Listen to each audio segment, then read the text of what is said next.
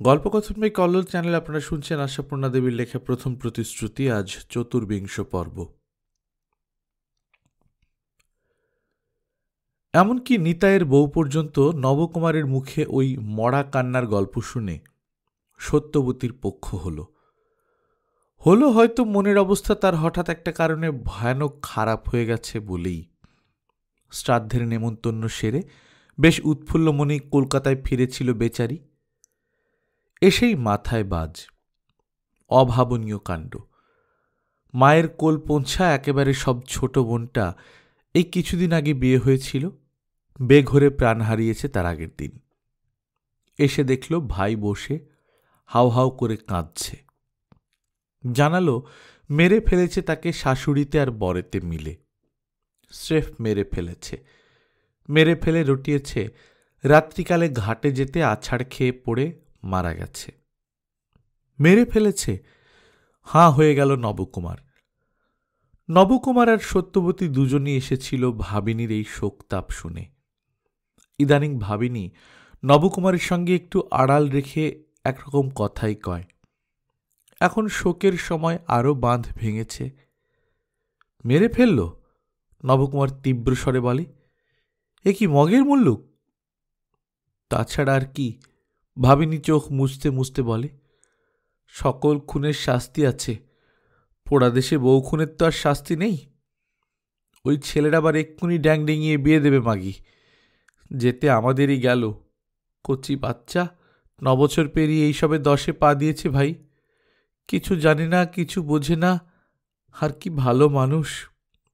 শ্বশুরবাড়ি যাবার নামে 7 দিন ধরে খায়নি দায়নি, শুধু কেঁদেছে। গেল আর একটা মাসও না যেতেই এই। মায়ের আমার অবস্থাটা ভাবো। আরও বহুবিধ আক্ষেপ করতে থাকে ভাবিনী। বলে তার নিজের পেটে একটা জন্মায়নি, মায়ের ওই কোলপোছা মেয়েটাকে সন্তানতুল্য দেখত, যেতে কিনা সেটাই গেল। স্তব্ধ হয়ে বসে শুনছিল সত্য, সান্ত্বনা দেবার চেষ্টা করেনি। অনেকক্ষণ পরে আসতে বলে, মেরে ফেলেছে সে কথা কে বলল? এমনি যা বলেছে হতেও তো পারে। ও ভাই, এ কি চাপা থাকে? তাদের পাড়ার লোক এসে আমার বাবার কাছে চুপি চুপি খবর দিয়ে গেল। তারা নাকি বলেছে একেবারে নৃশংস কাণ্ড মশাই। নোড়া দিয়ে ছেঁচে মেরে ফেলেছে, মাথা ফেটে একেবারে ছাতু।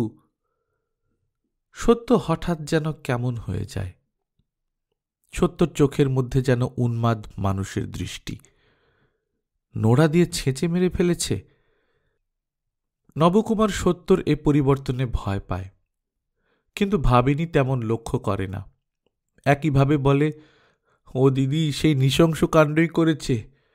ব্যাটা আগে মেরে আধমরা করেছিল, মা দেখল আধমরা হয়ে থাকায় বিপদ, তার চেয়ে পুরো শেষ করে দিয়ে আর কথা বলবে না।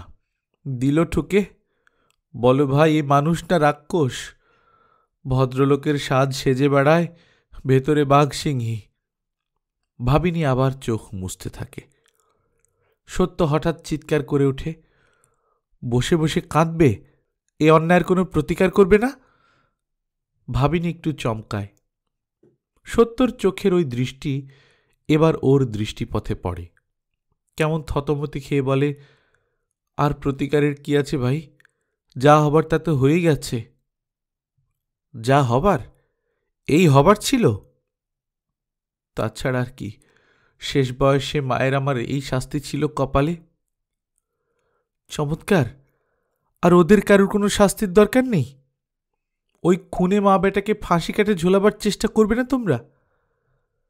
ভাবিনী কপালে করাঘাত করে বলে, সে চেষ্টায় আর লাভ কি বলো? পুঁটি তো আর ফিরে আসবে না তাতে। মিথ্যে থানা পুলিশের ঝামেলা। মিথ্যে ঝামেলা? সত্য কঠোর গলায় বলে, দেশে আরো হাজার হাজার পুঁটি নেই? তাদের উপর অত্যাচার নেই? হাজার হাজার পুঁটি, সে আবার কি? তাজ্জব বনে যায় ভাবিনী। সত্যকে হঠাৎ এমন পাগল পাগল দেখাচ্ছে কেন? না বুঝে সুঝেই ভাবিনী ভয়ে ভয়ে বলে, অত্যাচার তো ভাই জগৎ জুড়েই আছে। মেয়ে মানুষ তো পড়ে মার খেতেই জন্মেছে। তবে দুধের বাছাটা গেল, সেটাই বড় কষ্টের। এখন যে একটু বয়স হয়ে বিয়ে হচ্ছে সেটা ভালো। তোমার সুবর্ণকে যে স্কুলে ভর্তি করে দিয়েছ, ভালো করেছ। তবু একটু বল বুদ্ধি হোক। পুঁটিটা আমার নিপাট ভালো মানুষ ছিল ভাই। সত্য হঠাৎ দাঁড়িয়ে উঠে বলে, বাড়ি যাব, বাড়ি যাব। নবকুমার এই অসভ্যতায় অবাক হয়। মানুষটাকে দুটো সান্ত্বনার কথা বলা নেই, কিছু না। ব্যস্ত হয়ে বলে, হ্যাঁ যাবে তো, একটু রও না। না, বসতে পারছি না আমি। মাথার মধ্যে কেমন যাতনা হচ্ছে। কিছু মনে করো না বউ, শুধু একটা জিনিস চাই। তোমার ওই বোনের বরের নামধাম ঠিকানাটা আমায় দাও দেখি। নামধাম ঠিকানা? নবকুমার চমকে এবং ধমকে বলে, ওদের নামধাম ঠিকানা নিয়ে তুমি কি করবে? তোমার কি কাজ? আছে কাজ, তুমি দাও তো বউ। ভাবিনী শিথিল স্বরে বলে, নাম তো রামচরণ ঘোষ, শ্বশুরের নাম ছিল তারাচরণ। থাকি কোথায়, ঠিকানা কি? নবকুমার আরেকবার ধমক দেয়। কি মুশকিল, তাদের ঠিকানায় তোমার কাজ কি? কড়া চিঠি লিখতে যাবে নাকি? কড়া চিঠি তাদের? না। সত্য একটু কঠোর কঠিন হাসি হেসে বলে, তাদের চিঠি লিখে কি হবে? অনুতাপে খান খান হবে। তবে কাজ আছে, বলো তো বউ। ঠিকানা আর কি? ভাবিনি একটু যেন অনিচ্ছা সত্ত্বেই বলে, এই তো হাওড়া ৫৫ তলা, চৌমাথায় কোথায় একটা অশ্বত্থ গাছ আছে। ওসব যাক। সত্য নবকুমারকে বলে, তুমি যদি আরেকটু বসো তো থাকো, আমি যাচ্ছি। নবকুমার ব্যস্ত হয়ে বলে, না না, আমি আর কি করব, নিতায় নেই, তোমরাই বরং গল্প টল্প করো, আমি যাই। হঠাৎ নিজেই সে তড়বড় করে পালায়, যেন ভয় পেয়েছে। সত্যকে ভয় সে চিরকালই করে, তবু তার মধ্যেও কোথায় যেন একটু ভরসা ছিল। কিন্তু এই ২ বছর কাল দূরে থাকা অবধি কেমন যেন ভরসা ছাড়া ভয় গ্রাস করেছে নবকুমারকে। যেন সত্যর মুখের দিকে তাকাতে সমীহ আসে, যেন চট করে আড়ালে পেয়ে হাতটা একবার চেপে ধরতে পারবে, নিজের উপর এই আস্থা নেই। নবকুমারের চলে যাওয়ার দিকে একটুক্ষণ কেমন একরকম তাকিয়ে থেকে আসত, বলে, পাড়ার লোকে তো খবরটা বলে গেল, কারণটা কিছু বলল? বউয়ের কোন অপরাধে হঠাৎ মাথায় খুন চাপল তাদের? ভাবিনি আজ আর সত্যর প্রত্যেকটি কথার পিঠে ঠিকরে উঠছে না। বোধ করি পারছে না বলেই উঠছে না। এই কথার উত্তরে আরেকবার আঁচলের চোখ রোগড়ে গলার স্বর নামিয়ে বলল, অপরাধ সে আর কি বলবো ভাই, বলতে লজ্জা, শুনতে লজ্জা। তোমার উনি বসেছিলেন তাই বলতে পারছিলাম না। অপরাধের মধ্যে একটু হুড়কো হুড়কো ছিল পুটি। তা ভাই, ওই তো প্যাকাটির মতো মেয়ে, দেখেছে তো সেবার। বিয়ের জল গায়ে পড়েও কিছুই সারেনি। সেই মেয়ে আর ওই দোজপক্ষের বর, সাজওয়ান একটা তাগড়া ব্যাটার ছেলে, বউ মরে খাই খাই অবস্থা। তার কাছে যেতে ওর সাহস হয়? যেতে চায় না, মাটি ধরে পড়ে থাকে। সেই নিয়ে নাকি রোজ মায়ে বেটায় দুজনে মিলে শতে খোয়ার, লাথি ঝাঁটা, জুতো, গলা ধাক্কা। তাই বলি পুঁটিটাকেও মুখ্যুর অগ্রগণ্য।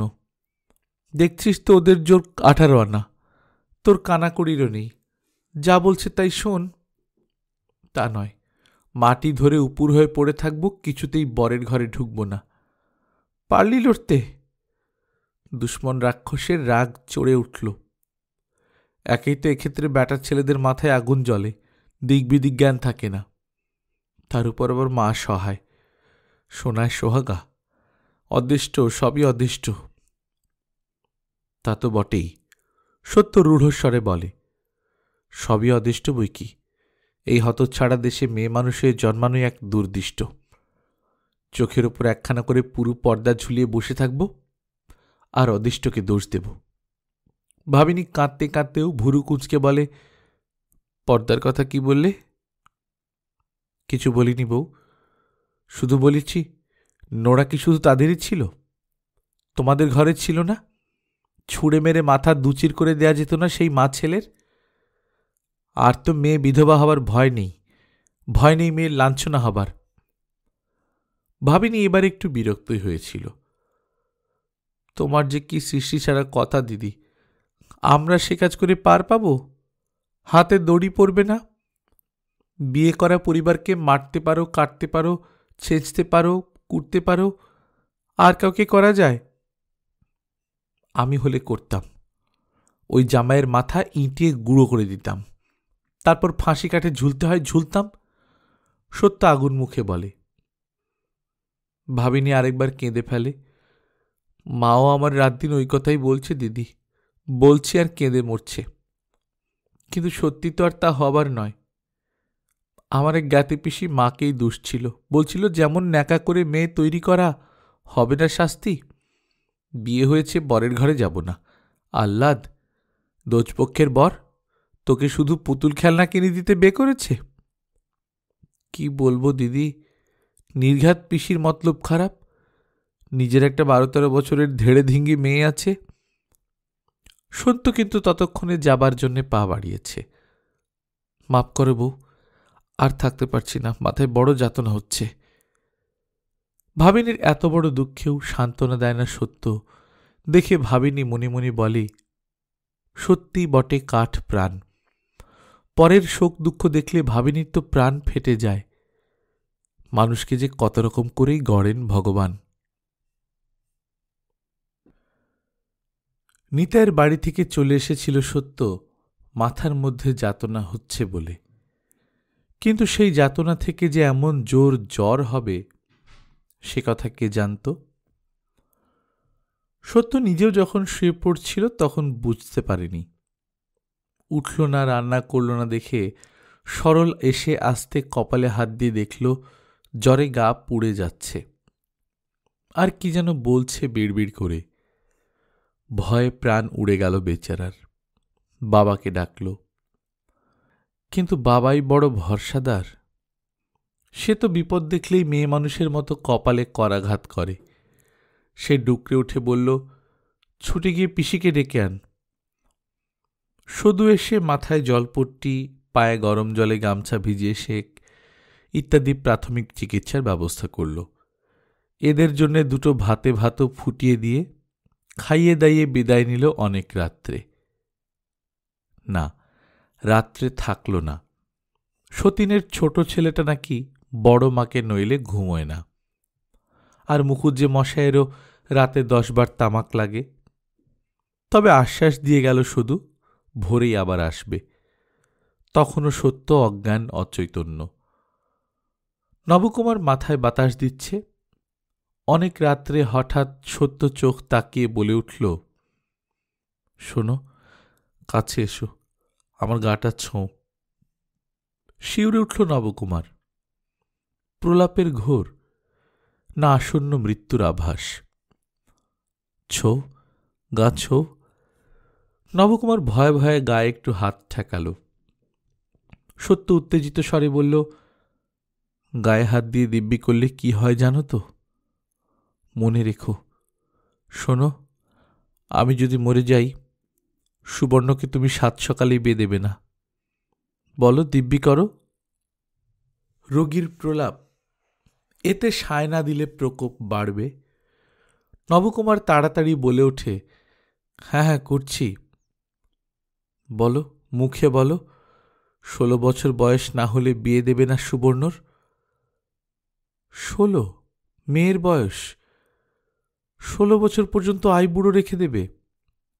নবকুমার ভাবল, হঠাৎ এত বড় জ্বর কেন হলো সত্যর যে এতখানি ভুল বকা শুরু করেছে।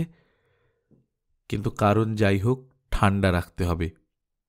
নবকুমার ব্যস্ত সুরে বলল, আচ্ছা আচ্ছা, তাই হবে। তাই হবে বললে হবে না। সত্য প্রায় তেড়ে উঠে বসে।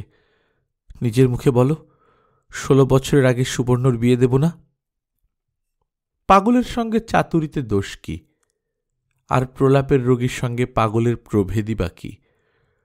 টুক করে সত্যর গা থেকে হাতের স্পর্শটুকু তুলে নিয়ে নবকুমার বলে ওঠে, এই তো বলছি, তোমার ইচ্ছে ব্যতীত বিয়ে দেব না সুবর্ণর। আসল কথাটাই বললে না তুমি। সত্য চেঁচিয়ে উঠে বলে, আসল কথায় ফাঁকি দিও না। সুবর্ণকে মেরে ফেলো না, ওকে বাঁচাতে হবে, হাজার হাজার সুবর্ণকে বাঁচাতে হবে। ধপ করে শুয়ে পড়ে সত্য। নবকুমার পাখাটা আরো জোরে জোরে নাড়তে থাকে। হাজার হাজার সুবর্ণ! ভগবান, এ যে ঘোর বিকার! এ কি করলে তুমি ভগবান? হে মা কালী, রাতটা পোহাতে দাও, আমি নিজে গিয়ে খাড়া ধোয়া জল এনে খাইয়ে দেব। দেশের কালীর কাছেও মানত করে বসে নবকুমার। আবার হরির লুটো মানে কি করবে? নবকুমার যে শুনেছে বিকারের রক্ত মাথায় চড়লে ভুল বকতে বকতে আর মাথা চালতে চালতে মরে যায় মানুষ। লক্ষণ তো দেখাই দিয়েছে, রাত্রির মধ্যে যদি জ্বর না কমে সেই পরিণতি তো অনিবার্য।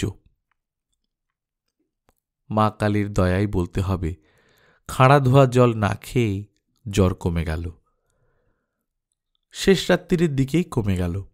ঘামের তোড়ে বিছানার চাদর সপসপিয়ে ভিজিয়ে দিয়ে জ্বর প্রায় বিদায় নিলই বলা চলে। কিন্তু ঠান্ডা গায়ের রক্ত, 5 দিন জ্বর ছেড়ে যাওয়ার পরের রক্ত বিকারের তীব্রতা পেল কি করে? সেই তীব্রতার বেগ বিকারের বিকৃতি নিয়েই তো মাথায় চড়ে উঠল। নইলে ত্রিভুবনে কে কবে এমন কাণ্ড শুনেছে? কোনো বাঙালির মেয়ের, গেরস্থ ঘরের মেয়ের পক্ষে কখনো সম্ভব এমন ভয়ানক কাণ্ড করা?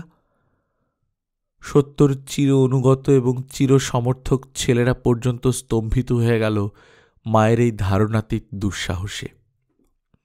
খিড়কির দরজা দিয়ে বেরিয়ে গিয়ে সধুকে আর তার বরকে ডেকে আনল সাধন। তথাপি নবকুমার ব্যাকুল হয়ে সরলকে বলে বসল, বিপদে পড়লে চক্ষু লজ্জা করতে নেই, শাস্ত্রের নির্দেশ। তুই যা বাবা, একবার মাস্টারমশাইকে ডেকে আন। মাস্টারমশাইকে? সরল হাঁ হয়ে গেল।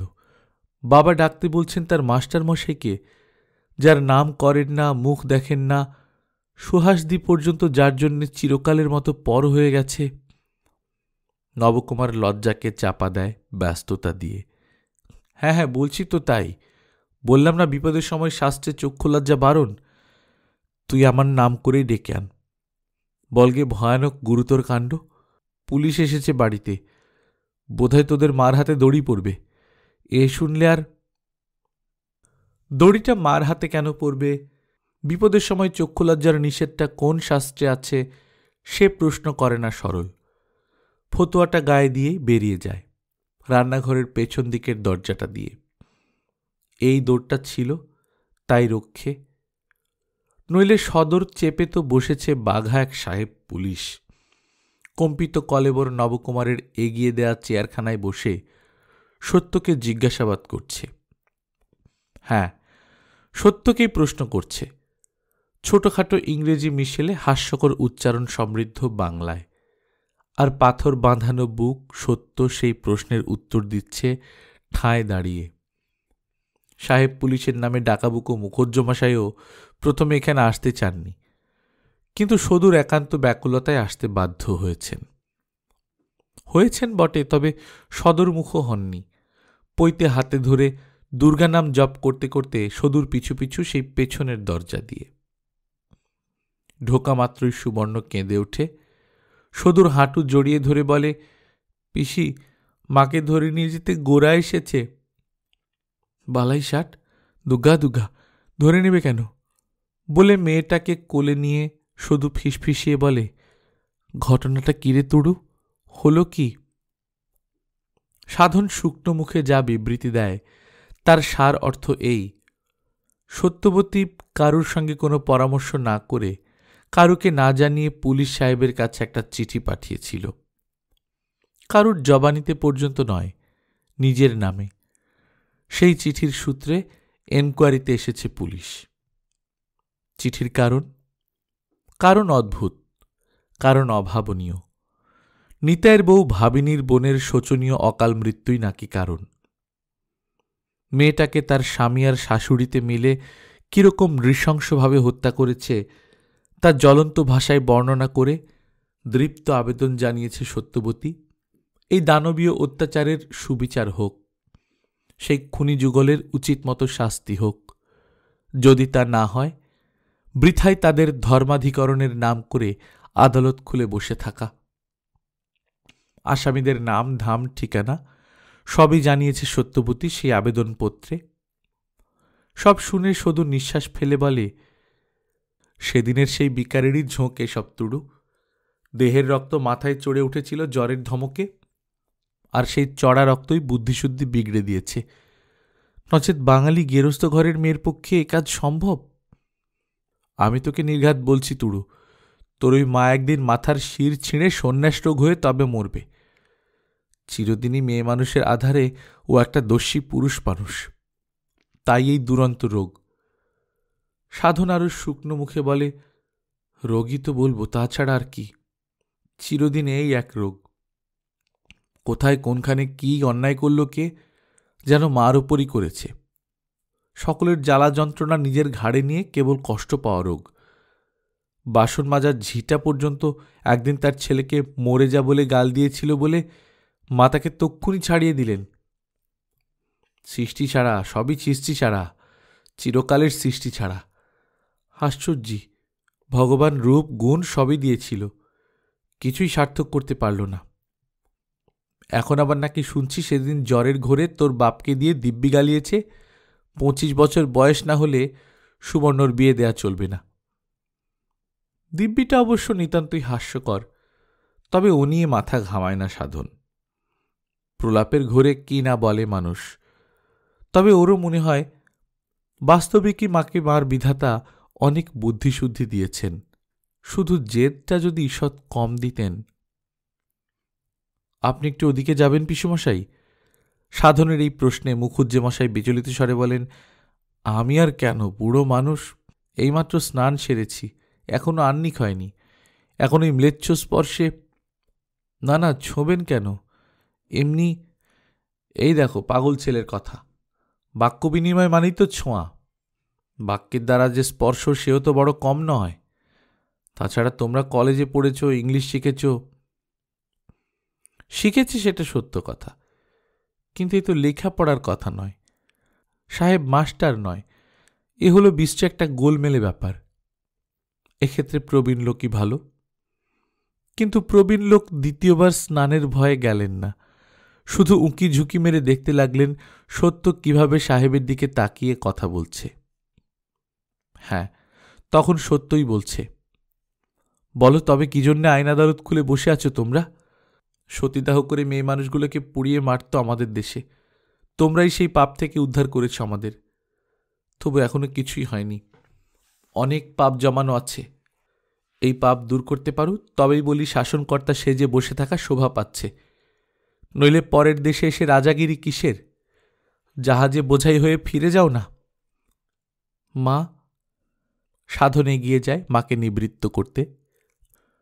দেখছিল বাংলা নবীর সাহেব তার মার এই ওজস্বিনী বক্তৃতার সামনে পড়ে সমস্ত বাংলা জ্ঞান হারিয়ে হোয়াট হোয়াট করছে। এই বক্তৃতা স্রোতে দোভাষীর কাজ করতে এলে তার এফে পড়া বিদ্যে স্থলকুল পাবে এ ভরসা হল না, তাই মা বলে ডেকে নিবৃত্ত করতে চাইল। কিন্তু সত্য বুঝি তখন সত্যি সত্যি পরিবেশ পরিস্থিতির জ্ঞান হারিয়েছে। তাই ছেলের এই ডাকের ইশারায় কর্ণপাত না করেই বলতে থাকে, তোমাদের দেশে তো শুনি মেয়ে মানুষের অনেক মান, অনেক সম্মান, সেই চোখ খুলে দেখতে পাও না এই হতভাগা দেশে মেয়ে মানুষকে কি অপমানের মধ্যে, কি লাঞ্ছনার মধ্যে ফেলে রেখেছে? আইন করে বন্ধ করতে পারো না এসব? নিত্যে নিত্যে অনেক আইন তো বার করছো। বড় বউ। নবকুমার আর থাকতে পারে না, চেঁচিয়ে ডেকে ওঠে। আর ঠিক এই সময় ভবতোষ মাস্টার এসে দাঁড়ান সরলের সঙ্গে সঙ্গে। ঢুকবার মুখেই বোধ করি সত্যর এই তীব্র ভাষা তার কানে ঢুকেছে, তাই সত্যকেই উদ্দেশ্য করে শান্তস্বরে বলেন, ভিনদেশের লোক এসে আইন করে এদেশের সমাজের গ্লানি দূর করবে এই আশা করো না বৌমা, দেশকেই করতে হবে। মাস্টার মশাইকে এ বাড়িতে দেখে অবাক হতে গিয়েও সঙ্গে সরলকে দেখেই রহস্য ভেদ হয়ে গেল সত্যর কাছে। আস্তে মাথার কাপড়টা টেনে দিয়ে দূর থেকে আলগোচ্ছে একটা প্রণামের মতো করে ঘরের মধ্যে ঢুকে গেল। একটা নাকি প্রবাদ আছে, বুক থেকে পাহাড় নামা। ভবতোষ আসার পর নবকুমারের সেই অবস্থা হল। যাক বাবা, তার আর করণীয় কিছু নেই। এবার সে ঘরে ঢুকে চৌকিতে শুয়ে পড়ে হাত পাখা নেড়ে হাওয়া খেতে পারে। এখন অপেক্ষা মাস্টার আর সাহেবটার বিদায় হওয়া। তারপর একটা হেস্তনেস্ত করতেই হবে। বহু সহ্য করেছে সে, আর নয়। মুখুজ্জেমশাই এইমাত্র বলেছেন, স্ত্রৈণ পুরুষের স্ত্রীরা এইরকমই হয়। সেই বাক্যদাহ সর্বাঙ্গে জ্বালা ধরাচ্ছে। মাস্টারের সঙ্গে কিন্তু বেশি কথা হল না সাহেবের। শুধু সত্তর প্রেরিত চিঠিটা দেখালো সাহেব, এবং একটু পরেই গুড বাই জানিয়ে বিদায় নিল সে। ভবতোষ তাকে রাস্তা পর্যন্ত পৌঁছে দিয়ে এসে এদের উঠোনে আরেকবার এসে দাঁড়ালেন। তারপর শান্ত গলায় বললেন, তোমার মাকে বলো সাধন, সাহেব কথা দিয়ে গেছে দোষীকে খুঁজে বের করে যথোপযুক্ত শাস্তির ব্যবস্থা করবে। আর মাস্টারমশাই একটু হাসলেন, তোমার মাকে অনেক অভিনন্দন জানিয়ে গেছে। এতক্ষণে মুকুন্দ মুখুজ্জের গলা নিজের কাজ করে। তিনি হুঁকো হাতে দাওয়া থেকে উঠোনে নেমে এসে বলেন, শুনলাম আপনি একসময় নবকুমারের শিক্ষক ছিলেন, সেই হিসেবে নমস্কার জানানো উচিত, তা জানাচ্ছি। কিন্তু ওই যে কি বললেন, সাধনের মাকে সাহেব কি দিয়ে গেছে? অভিনন্দন, এ প্রশংসা। বুঝেছি, তা প্রশংসাটা কিসের?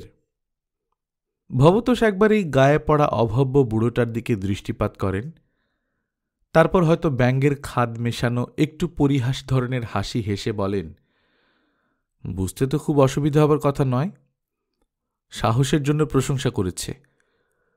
অন্যায়ের বিরুদ্ধে রুখে দাঁড়াবার সাহস কজনের থাকে বলুন? মুখুজ্জে মুখ বিকৃত করে বলেন, লোকের ঘরে আগুন লাগাবার, লোকের মাথায় লাঠি বসাবার সাহসও একরকম সাহস। তা সকলের থাকে না, স্বীকার করছি। তবে সাহস মানেই প্রশংসা পাবার যোগ্য, সেটা স্বীকার করব না। না করলেই বা কি করার আছে বলে ঈষৎ হেসে চলে যেতে চান মাস্টার। যাওয়া হয় না। নবকুমার তাড়াতাড়ি বেরিয়ে এসে বলে, মাস্টারমশাই, চলে গেলে চলবে না, একটু জল খেয়ে যেতে হবে। বোধ করি বিপদ তারণ মধুসূদনরূপী মাস্টারমশাইয়ের পরম উপকারের একটা প্রতিদান আবশ্যক বলে মনে করার প্রতিক্রিয়া এই প্রস্তাব। তবে মাস্টারমশাই এই প্রস্তাবের জন্য প্রস্তুত ছিলেন না, তাই চমকে তাকালেন, আর বোধহয় ভাবলেন ধৃষ্টতার কেন সীমা থাকে না। কিন্তু একদা যে ভবতোষ মাস্টার রামকালীকে তার মেয়ের শ্বশুরবাড়ির দুঃখ দুর্দশা বর্ণনা করে ওজস্বিনী ভাষায় চিঠি দিয়েছিলেন, সেই ছেলে মানুষ ভবতোষ তো আর নেই। তারপর অনেকগুলো দিন পার হয়ে গেছে। অনেক মানসিক দ্বন্দ্বের টানা পোড়েনে পোড় খাওয়া, আর অনেক জ্ঞান অর্জনে পরিণত হয়ে ওঠা প্রৌঢ় ভবতোষ ভয়ানক কিছু একটা জবাব দিয়ে বসলেন না। শুধু মৃদু হেসে বললেন, পাগল। পাগল কেন বা? ঋণী থাকব না এই বাসনাতেই হয়তো নবকুমার আবার জেদ করে। এই রোদের তেতে পুড়ে এলেন, আপনার বৌমার মানমর্যাদা রক্ষা করলেন, সে অমনি ছাড়বে কেন? আপনার বৌমা বলছে একটু মিষ্টিমুখ না করিয়ে কিছুতেই ছাড়বে না আপনাকে। ভবতোষ আরেকবার ভয়ঙ্করভাবে চমকালেন। বোধ করি কোনো একখানা হিসাব মেলাতে পারলেন না। কেমন অসহায় ভঙ্গিতে বললেন, কে কে ছাড়বে না বলেছে? এই যে আপনার বৌমা। চোখের ইশারা ইতিমধ্যেই সাধনকে দোকানে পাঠিয়ে ফেলেছে নবকুমার, তাই বুকের বল আছে। অতএব জোর গলায় বলে, সে এখন কলসির ঠান্ডা জল ঢেলে আপনার জন্য মিশ্রির পানা করছে। নবকুমার ভেবেছিল এই ইশারাতেই মিশ্রির পানা বানানো হয়ে যাবে, কিন্তু কথা শেষ করতে হয়নি নবকুমারকে। কলসির ঠান্ডা জলের ইশারা কাজে লাগল না। সত্যবতী বেরিয়ে এসে দৃঢ়স্বরে বলল, মিথ্যে কেন রোদে দাঁড়িয়ে পাগলের প্রলাপ শুনছেন মাস্টারমশাই? বাসায় যান। ভবতোষ সহসা একবার স্পষ্ট চোখে সত্যর মুখের দিকে তাকালেন, তারপর আস্তে আস্তে বেরিয়ে গেলেন। ঠিক সঙ্গে সঙ্গে নবকুমার একটা কিম্ভূত কিমাকার কাজ করে বসল। হঠাৎ দুহাতে ঠাস ঠাস করে নিজেই নিজের গালে চড়িয়ে বলে উঠল, আর কেন, এইবার একখানা জুতো এনে মুখে মারো। 16 কলা সম্পূর্ণ হোক, ওইটুকুই তো বাকি আছে। স্ত্রৈণ পুরুষের ওটাই বোধহয় শেষ শাস্তি। সামনে সদূর, সামনে মুকুন্দ মুখুজ্জে, সামনে সরল। সেই মুহূর্তে সাধন সন্দেশের ঠোঙা হাতে নিয়ে এসে দাঁড়িয়েছে। সত্য কি কারো দিকে তাকিয়ে দেখে? বোধ হয় না। সত্য নিঃশব্দে রান্নাঘরে গিয়ে ঢোকে, আর বোধ করি ফেলে ছড়িয়ে চলে যাওয়া হাতের কাজটা আবার গুছিয়ে তুলতে থাকে। সদুতে, সদুর স্বামীতে একটা অর্থপূর্ণ দৃষ্টি বিনিময় হয়। তারপর সদু উত্তেজিত নবকুমারকে বসিয়ে একখানা হাত পাখা দিয়ে মাথায় বাতাস করতে করতে খাদে গলা নামিয়ে বলে, আর ক্ষেপে উঠে কি করবি ভাই? এতদিন তো সবই পরিষ্কার হয়ে গেল। চিরদিনই মাথাটা একটু ছিল, এখন ক্রমশ বৃদ্ধি পাচ্ছে। তোর কপালে ভগবান এমন তেঁতুল গুলবেন তা কখনো ভাবিনি।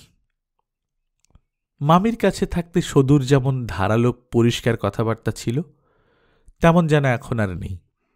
সদু গেরস্থর গিন্নি হয়েছে, তাই গিন্নিদের মতো কথা রপ্ত করেছে। নবকুমার বলে, এক ঘটি জল দাও সদুদি। সদু তাড়াতাড়ি জল এনে হাতে দিয়ে বলে, খা, খেয়ে এইবার মনের বল করে কোবরেজ ডেকে এনে চিকিৎসা করা। নিহাত হাতে পায়ে ছেকল না পরাতে হয় সেটা তো দেখতে হবে। নবকুমারের বোধ করি জল খেয়েই বল বাড়ে। সে বীর বিক্রমে বলে, পাগল না হাতি, সব বদমায়েশি। লোকের সামনে আমাকে হেয় করাই ওর একমাত্র কাজ। জীবনভর তাই দেখলাম। হ্যাঁ, বড় হয়ে পর্যন্ত ছেলেরাও তাই দেখেছে। ছেলেবেলায় মায়ের প্রতি শ্রদ্ধা ছিল, সহানুভূতি ছিল, মায়ের কথা বেদবাক্য বলে ভাবত ছেলেরা, এবং বাবাকে অল্প বুদ্ধি বলে মনে মনে করুণা করত। কিন্তু বাবার উপর করুণাটা বজায় থাকলেও বড় হয়ে পর্যন্ত মায়ের উপর থেকে যেন সহানুভূতি অনেকটা চলে যাচ্ছে, বিশেষ করে বড় ছেলেটার। সে ভাবতে থাকে, এ কি, প্রত্যেকটা ব্যাপারে তাল ঠুকে লড়াই, শান্তির সংসারে সেধে অশান্তি ডেকে আনা আর বাবাকে হেয় করা, এটা অন্যায়। সুহাসকে নিয়ে কি কাণ্ডই করলেন, তবু তার পেছনেও না হয় একটা যুক্তি আছে। মানুষটার একটা গতি করার দরকার ছিল। কিন্তু নিতাই কাকার শালী যে মরে ভূত হয়ে গেছে, তার জন্যে কি কেলেঙ্কারি? নিজের স্বামী পুত্রকে এইভাবে শাস্তি দিয়ে সেই অদেখা অচেনা অপরাধীকে শাস্তি দেওয়াতে হবে? বাঁচবে তাতে মরা? বাঁচবে না। শুধু নবকুমার আর তার ছেলেদের মৃত্যুতুল্য অপমান বয়ে বেড়াতে হবে। পাড়া শুদ্ধ সমস্ত লোক দেখল তো, সাহেব পুলিশ ঢুকল তাদের বাড়িতে। সবাই জল্পনা কল্পনা করবে না কি হয়েছে? কে তাদের বোঝাতে যাবে? আর বোঝালেই বা বিশ্বাস করবে কে? এরপর হয় এ পাড়ায় বাস ওঠাতে হবে, নয় দুগালে চুন কালি মেখে আর কানের তুলো দিয়ে পথে বেরোতে হবে। পিসি যা বলছে তাই হয়তো সত্যি। মাথার মধ্যে কোনো গোলমালি আছে। আশ্চর্য, এত বুদ্ধি, এত বিদ্যে, এত কর্মক্ষমতা, তার মাঝে এ একটা কি বিটকেল বুদ্ধি। ছেলেবেলাকার মাকে মনে পড়ে। কত উজ্জ্বল, কত আনন্দময় সেই স্মৃতি। অন্তত ছেলেদের কাছে সত্যর সেই উজ্জ্বল আনন্দময়ী মূর্তিটাই ছিল। নবকুমারের আড়ালে চুপি চুপি ছেলেদের সঙ্গে কত জল্পনা কল্পনা, ভবিষ্যতের ছবি এঁকে কত রঙের তুলি বুলোনো। দুই ছেলে সত্যবতীর দুই দিকপাল হবে। দেশ থেকে যত অন্যায়, অনাচার, কুসংস্কার আর কুপ্রথা দূর করার চেষ্টায় লাগবে একজন, আরেকজন দেশ স্বাধীন করবার কাজে আত্মনিবেদন করবে। তবে সকলের আগে বিদ্যার্জন। বিদ্যার না হলে কোনো কাজেই লাগতে পারবি না তুড়ু। কেউ তোকে পুঁছবে না। আর তাছাড়া ভালো মন্দ বোধি বা আসবে কোত্থেকে? তোরা জজ হবি, ম্যাজিস্ট্রেট হবি, নয়তো ডাক্তার আর মাস্টার হবি। এমন গুণ দেখাবি, লোকে বলবে, হ্যাঁ, ছেলেদের মানুষ করেছে বটে। শিশু মনে এই চাকচিক্যের ছবি কি মনোরম প্রভাবই বিস্তার করত। কিন্তু বড় হয়ে ক্রমশই দেখছে মায়ের ভেতরের সেই ঔজ্জ্বল্য যেন আগুন হয়ে উঠছে। ১.৫-২ বছর বারুইপুরে থেকে এসে আরও বদলে গেছে মা। এই মায়ের জন্যে ভালোবাসার থেকে ভয় আসে বেশি। ছোট ছেলেটা অবশ্য অনেকটাই মায়ের ভাবে অনুপ্রাণিত, কিন্তু এইসব চেঁচামেচি অশান্তিকে সে বড় ঘৃণা করে। সমাজের বিকৃতির বিরুদ্ধে লড়তে লড়তে মানুষ নিজে যেন বিকৃত না হয়ে যায় সেটাও তো দেখতে হবে। নিতাই কাকার শালীর মৃত্যুর জন্যে মা যা করে বসলেন তার মধ্যে সাহসের পরিচয় আছে সত্যি, খানিকটা যেন দুঃসাহসী। অন্তত ছেলেদের সঙ্গে পরামর্শ করে তো কাজটা করতে পারতেন। তাছাড়া সাহেবদের যদি তাড়াতেই চাই আমরা, তো অসুবিধায় পড়ে ওদের সাহায্য চাইতে যাব কেন? মার যদি সহজ অবস্থা থাকত কথাটা জিজ্ঞেস করত সে, কিন্তু মা এখন ক্ষেপে আছে। কিন্তু সত্যর ছেলেরা যা ভাবছে তা নয়। মা এখন আর ক্ষেপে নেই, সত্য স্তব্ধ হয়ে আছে। আর সত্য এখনকার সমস্ত কিছু বিস্মৃত হয়ে শুধু ভাবছে। সত্যর ছেলেরাও সাহেব দেখে ভয় পেয়ে পেছনে থাকল, এগিয়ে গিয়ে কথা বলল না, মায়ের বক্তব্যটা বুঝিয়ে এবং গুছিয়ে বলবার জন্যে মায়ের পাশে এসে দাঁড়াল না। যে ছেলেদের কলেজে পড়ানোর জন্য জীবন পণ করেছিল সত্য, যে ছেলেদের ওপরই জীবনের সমস্ত আশা রেখে এসেছে সত্য, হয়তো সত্যর আশাটা একটু বড়। সত্য ছেলেদের ডিগ্রিটাই দেখছে, বয়সটা দেখছে না। এই ব্যাপারটা ওদের বিচলিত করবার পক্ষে যথেষ্ট, তা বুঝছে না। কিন্তু সত্যিই বুঝছে না সত্য। সত্য ভেবে পাথর হয়ে যাচ্ছে সরল কি বলে মাস্টারমশাইকে ডেকে নিয়ে এলো। এতটুকু লজ্জা করল না? ওরা কি না জানে? দেখেনি মাস্টারমশাইকে কি অপমানিত হয়ে চলে যেতে হয়েছে এই বাড়ি থেকে? হঠাৎ বিপদে পড়ে গিয়ে তাই তাকে ডেকে আনার মতো প্রস্তাব নবকুমারের পক্ষে সম্ভব হতে পারে, কিন্তু সত্যর গর্ভের সন্তান স্বচ্ছন্দে সেই নির্লজ্জ কাজটা করতে পারল কি করে? সত্যর মাথাটা ধুলোয় লুটিয়ে দিল সত্যর ছেলে। কার কাছে? যেখানে সবচেয়ে সম্ভ্রম ছিল সত্যর। সত্য তবে এখন কি করবে? কাকে জিজ্ঞেস করবে সারা জীবন আমি যে পথে চলে এলাম সে পথ কি ভুল পথ? রান্নার কাজ শেষ হয়ে গিয়েছিল, তবু চুপ করে বসেছিল সত্য রান্নাঘরে। ডেকে খেতে দেবার উৎসাহ পাচ্ছে না। সদু চলে গেছে, কাজেই তাকেও ডেকে খেতে দিতে বলতে পারছে না। অনেকক্ষণ পরে সুবর্ণ খেলা ফেলে ছুটে এলো, বলল, আজ বুঝি খাওয়া দাওয়া নেই? শুধু বসে বসে চিন্তা করলেই চলবে? এত কথা শেখার বয়সটা নয়, তবু সারাক্ষণ ঠাকুমা এলোকেশির সঙ্গে থেকে থেকে কথার ওস্তাদ হয়ে উঠেছে। কথা বললে বোঝে কার সাধ্যি 6-7 বছরের মেয়ে। অবশ্য কেবলমাত্র এলোকেশিকে দোষ দেওয়াও অধর্ম। পাকা কথা, প্রচুর কথা, এ তো সুবর্ণর ঐতিহ্য, অনুক্রম। সত্য কি ভুলে গেল সে কথা? তাই সত্য মেয়ের দিকে জ্বলন্ত দৃষ্টিতে তাকিয়ে তীব্রস্বরে বলল, ফের পাকা কথা? সুবর্ণ মায়ের মূর্তিতে ভয় পেল, তাড়াতাড়ি বলে উঠল, খিদে পায় না বুঝি? সত্যর জ্বলন্ত দৃষ্টি ঈষৎ কোমল হয়ে এলো, বলল, দিচ্ছি ভাত, বাবা দাদাদের ঠাঁই করে দাও গো। হ্যাঁ, ঠাঁই করা কি এক ঘুঁটি জল দেয়া সুবর্ণ এ শিখেছে। আরও কাজ শিখেছে, বিছানা পাতা, বিছানা তোলা, তাও টেনে টেনে পারে। পারে মায়ের সঙ্গে বসে শাক বেছে দিতে। বসিয়ে বসিয়ে কাজ শেখাতে শেখাতে বইয়ের পদ্মও শেখায় সত্য মেয়েকে, মুখে মুখে বানান শেখায়। ঠাঁই করতে চলে গেল সুবর্ণ, আর ওর পথের দিকে তাকিয়ে তাকিয়ে ভাবতে লাগল সত্য, এবার কি তবে শেষবারের মতো এই মেয়েটার উপরই সব আশা রাখবে সত্য? সুহাসের মতো হবে সুবর্ণ। সুহাসকে সত্য গড়ল, ভোগ করতে পেল না। অবশ্যই মেয়ে সন্তান ভোগ্যবস্তু নয়, তবু সুহাসের যদি এমন অদ্ভুত অঘটনের জীবন না হতো, এমন করে তো চিরদিনের মতো সব সম্পর্ক ছিন্ন করে ফেলতে হতো না সত্যকে। সত্য তো তাকে দেখতে পেত, নব নব রূপে বিকশিত হতো সে সত্যর চোখের উপর। এ আর সত্যর দেখার উপায় রইল না কেমন সংসার করছে সুহাস। সুবর্ণ সত্যর চোখের উপর বিকশিত হবে।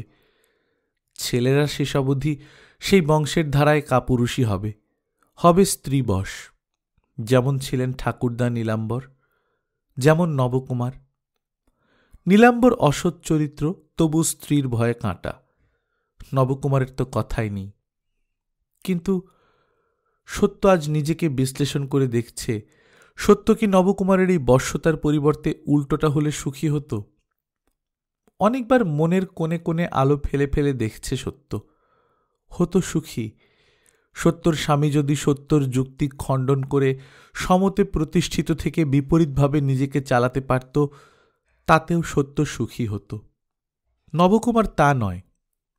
নবকুমার ফি কথার তাল ঠুকে স্ত্রীর কথার প্রতিবাদ করে, কিন্তু ওই পর্যন্তই, নিজের কোনো মত খাড়া করতে পারে না। শেষ পর্যন্ত সত্যই জয়ী। কিন্তু কেবলমাত্র জয়ী হয়ে কি সুখ? পরাজয়ে কি সুখ নেই? যে পরাজয় স্বেচ্ছায় স্বীকার করে নেওয়া যায়, তেমন পরাজয়ের স্বাদ জীবনে কখনো পেল না সত্য। তবে সুবর্ণই উঁচু হোক, মস্ত হোক, তাই ভালো। মেয়ের কাছে ছোট হবে সত্য, যেন অবাক হয়ে বলতে পারে, বাবা কত বুদ্ধি তোর, এত কথা, এত তত্ত্ব, এত তথ্য শিখলি কি করে? যেন বলতে পারে, সুবর্ণ তুই আমার মুখ রেখেছিস। বাপ ভাইকে গিয়ে যখন জানালো সুবর্ণ ভাত বাড়া হয়েছে, তারা যেন হাতের চাঁদ পেল। যাক, সংসারটা তাহলে আবার ছন্দে এলো। ওরা তো বসে বসে ভাবছিল আজ আর সত্য রান্নাবান্না করেনি। এই মূল কেন্দ্রে বিশৃঙ্খলা ঘটলেই বড় মুশকিল। ওরা কৃতার্থ হয়ে নিঃশব্দে খেতে এসে বসল। নবকুমার যে সাহেবের উপস্থিতির সময় মনে করেছিল ওরা একবার চলে যাক, সে একবার হেস্তনেস্তটা দেখে নেবে, সে কথা আর মনে পড়ে না। তার নিজের গালে নিজে চড়ানোর পরই সমস্ত সাহস উবে গেছে তার। এখন অবিরত সদূর কথাটাই মনে পড়ছে। মাথাটাই খারাপ বউয়ের, নচেত আচরণ এমন উল্টোপাল্টা হয়। যাক, তার মধ্যে যেটুকু সোজা করে তাই মঙ্গল। খেতে বসতে পেয়ে ধন্য হল বাপ ছেলে। সুবর্ণ পাকা গিন্নির মতো বলতে লাগল, আর দুটি ভাত নাও না বাবা। তা নবকুমার আবার এখন সত্যর মন রাখতে ভাতও নিল দুটি চেয়ে। তারপর যখন খাওয়া হয়ে গেছে, তখন সত্য এসে তার সংকল্প ঘোষণা করল। সহজ গলায় বলল, অসুখটা হয়ে অবধি শরীরটা মোটে ভালো যাচ্ছে না, তাই ভাবছি বাবার কাছে কাশিতে গিয়ে কিছুদিন থাকব। পশ্চিমের হাওয়ায় স্বাস্থ্য শরীরটা একটু ভালো হতে পারে। নবকুমারের মনে হল সত্য যেন হঠাৎ তাকে বর দিতে এলো। বোধ করি মনের মধ্যে এই ধরনের একটা সুরই বাজছিল, কিছুদিন কোথাও ঘুরে আসুক সত্য, তাহলে সেও সারবে, নবকুমারও বাঁচবে। কিন্তু এক কথায় কি করে বলা যায়, হ্যাঁ আচ্ছা তাই যাও। তাই আস্তে আস্তে ভয়ে ভয়ে বলে, কাশিতে বাবার কাছে? সেটা কি সম্ভব? তিনি একা মানুষ, তার কাছে গিয়ে কি করে থাকবে? সত্য সংক্ষেপে বলে, সে যা হয় হবে। সাধন, তুই আমায় পৌঁছে দিতে পারবি না? সাধনকেই প্রশ্ন করেছিল সত্য, বড় ছেলে বলেই করেছিল। কিন্তু সাধন এই প্রশ্নের উত্তর দিতে অকুল পাথারে পড়ল। একা সে নিজের দায়িত্বে মাকে নিয়ে কাশি যাবে, এহেন প্রস্তাবটাই যেন তার কাছে মার আরেক পাগলামি বলে মনে হল। ছেলের এই বিপন্ন মুখের দিকে তাকিয়ে সত্যর মুখে হঠাৎ সূক্ষ্ম একটা হাসির রেখা ফুটে উঠল। আর তেমনি সূক্ষ্মভাবেই সে বলল, পারবি না বলেই মনে হচ্ছে, থাক তবে। অন্য সময় হলে এই নিয়ে হয়তো ছেলেকে তীব্র তিরস্কার করত সত্য, কিন্তু আজ আর করল না। ওইটুকু বলেই হাতের কাজ সারতে লাগল। নবকুমারের চোখে ওই সূক্ষ্ম হাসিটুকু ধরা পড়ার কথা নয়, কিন্তু কেন কে জানে পড়ল। আর কেন কে জানে এতে একটা অপমানের জ্বালা অনুভব করল সে।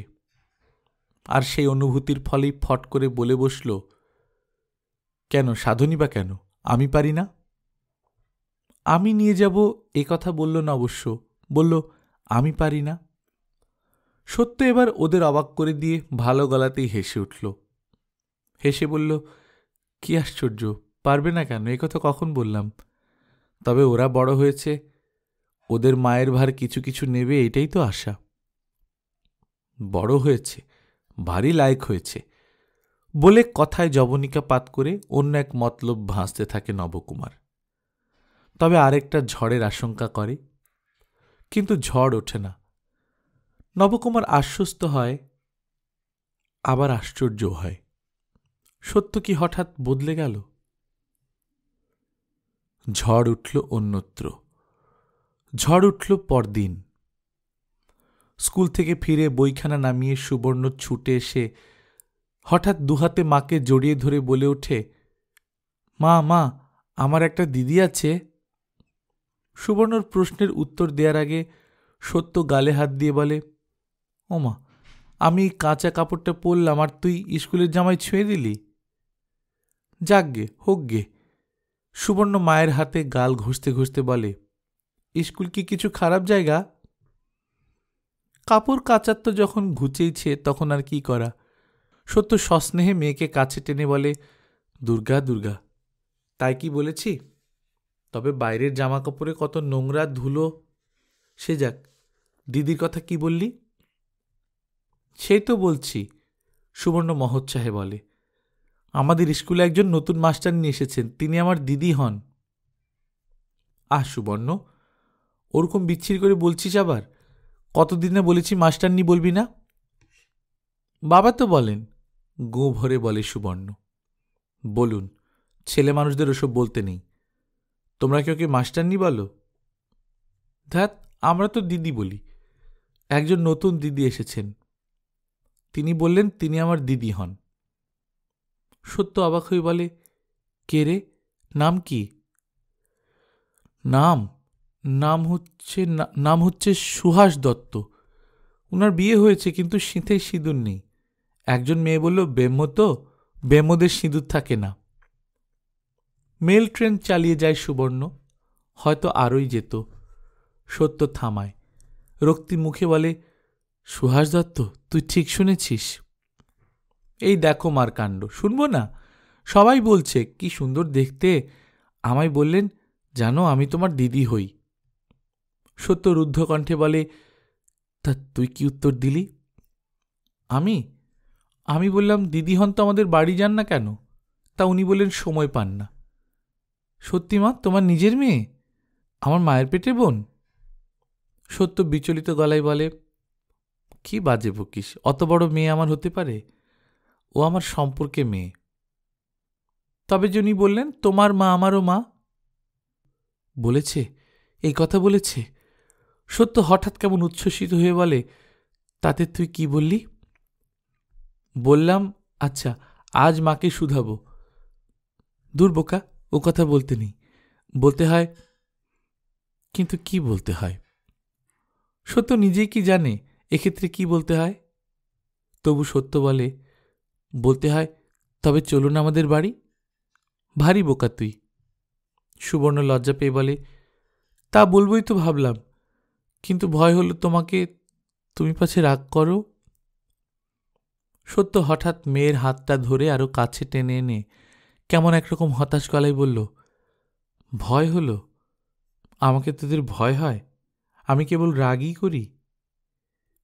সুবর্ণ মায়ের এই স্বরবৈচিত্র্যে বিশেষ বিচলিত হয় না। সুযোগ পেয়ে যাওয়ার ভঙ্গিতে অবলীলায় বলে ওঠে, তা ভয় হয় না? ভয়ে তো কাঁটা হয়ে থাকি। বাবা স্তক সবাই, তোমার মুখের পানে চাইতে প্রাণ উড়ে যায়। আবার বলা হচ্ছে আমি কেবল রাগই করি। রাত দিন রাগের ঠাকুরই তো হয়ে আছো। রাগের ঠাকুর? মেয়ের এই মনোহর নামকরণের ভঙ্গিমায় কি হেসে উঠল সত্য। বলে উঠল, কি, আর তুই হচ্ছিস কথার ঠাকুর? না, তা বলল না সত্য। সত্য হঠাৎ স্তব্ধ হয়ে গেল। সত্য এই অবোধ শিশুর অবাধ উক্তির মধ্যে যেন নিজের বহির মূর্তিটা দেখতে পেল। ঠাকুর, তা ঠাকুরই যদি হয় তো গাছতলায় পড়ে থাকা রুক্ষ দীর্ণ রৌদ্রে তাপে ঝলসানো এক শ্রীহীন শোভাহীন ভয়ঙ্করী ঠাকুর। স্বামী সন্তানের কাছে অতএব এই পরিচয় সত্যর? প্রীতিকর নয়, ভীতিকর। এলোকেশীর সঙ্গে তবে তফাৎটা কোথায় সত্যর? নিজেকে এই পর্যায়ে তুলেছে সত্য, স্নেহহীন সরসতাহীন পাতা ঝরা গাছের মতো। হঠাৎ কি যে হলো, ভেতরটা মোচড় দিয়ে হু হু করে একরাশ জল উপচে পড়ল সত্যর জোড়া ভুরুর নিচে বড় বড় গভীর কালো চোখ দুটির কোল বেয়ে। সুবর্ণ অপ্রতিভ হয়ে গিয়ে তাকিয়ে থাকে সেই দিকে। সন্দেহ থাকে না তার মার সেই বড় মেয়ের জন্যে মন কেমন করছে। গল্পকথন বাই কল্লোল চ্যানেলে আপনারা শুনছেন আশাপূর্ণা দেবীর লেখা প্রথম প্রতিশ্রুতি, আজ ৪র্বিংশ পর্ব। আমরা নিয়মিত গল্প পাঠ করে শোনাচ্ছি। আপনারা যারা প্রথমবার মতো শুনছেন কাইন্ডলি সাবস্ক্রাইব করে নেবেন। গল্প পাঠ ভালো লাগলে বন্ধুদের সঙ্গে শেয়ার করবেন। নিজে ভালো থাকবেন, আশেপাশের লোকজনকে ভালো রাখবেন। টাটা।